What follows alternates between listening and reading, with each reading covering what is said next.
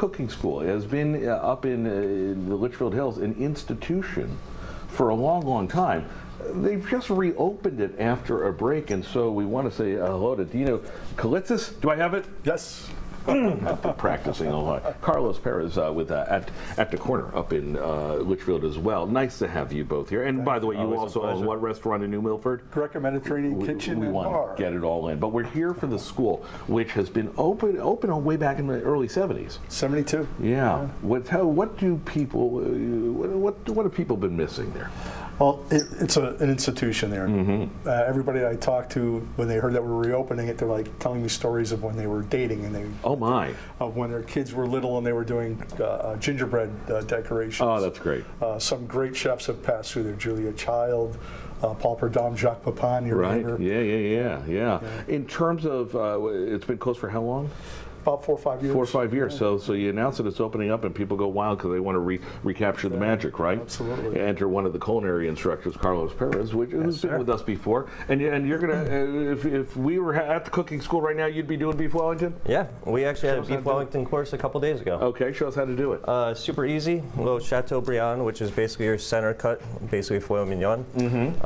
Mushroom duxelle, basically mushrooms chopped up, cooked down with a little bit of That's easy to do, right? I mean, because I always look at it and I go, okay, there's not many ingredients. You can't chop them too fine, you know. It doesn't have to be the right size. It just has to be small. What mushrooms and what binds it together? A little bit of shallots, some sherry wine. There you go. And just reduce Okay. it. Absolutely. And then we just layer it with puff pastry. And your Pillsbury croissant puff pastry? Yeah, my Pillsbury puff pastry. That's exactly right. There's your secret. So roll that up. You put Puff it in pastry, mustard as well. prosciutto. Yep. Put mustard on the outside of the chateau, and then the mushrooms and everything else. And we're just going to start rolling. Get back to work, because I think, and again, this is the type of thing that if you go to the school and they're having specifically beef Wellington class, they're going to show you how to do this. We're not going to show them. They're going to do it themselves. They're going to put them to work.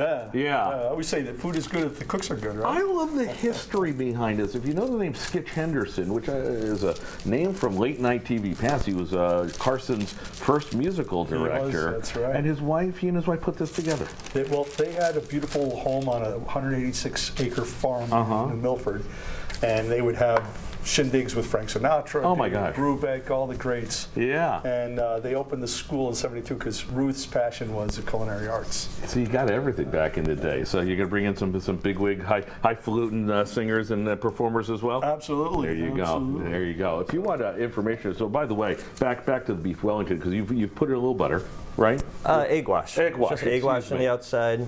Another layer of the puff pastry. I love that, and because you're going to see the finished product in a second. There's your secret. That's how you do it. It's 2 layers of the puff pastry. Don't go in there cutting the first layer, because then you're going to ruin the meat, right? You got it. You see, I didn't need to go to cooking school for that. Into the oven. How long are we talking? About 40 minutes. 40 minutes. Okay. Look at the finished product here, and then I'm gonna show it to you first. I mean, and again, isn't that beautiful?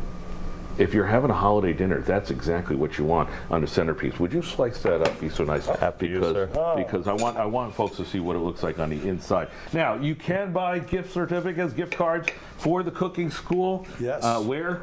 Silo.org. Silo.org. Love it. Oh, we got a lot of that yeah, go ahead. Yeah. I love the way this looks, and I love this because as you get a close-up of that. Is that beautiful? I'm going to grab a fork here. Yeah. This is great. We'll hook you up to Silo Cooking School on our website, fox61.com. What other kind of stuff are you teaching there? Well, if you don't want to do beef Wellington. Absolutely. I'm doing a vegan class, a Greek, traditional Greek vegan dishes. No kidding. It's going to be beautiful. That's in early February. Wow, okay.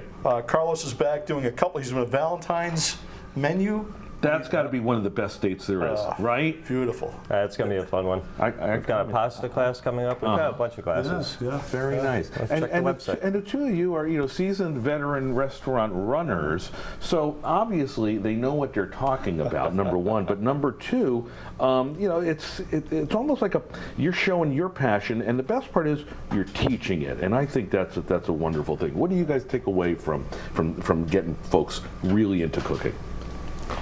For me, it's full circle, because I remember being a kid and seeing the silo growing up. I never actually got to be there. Right.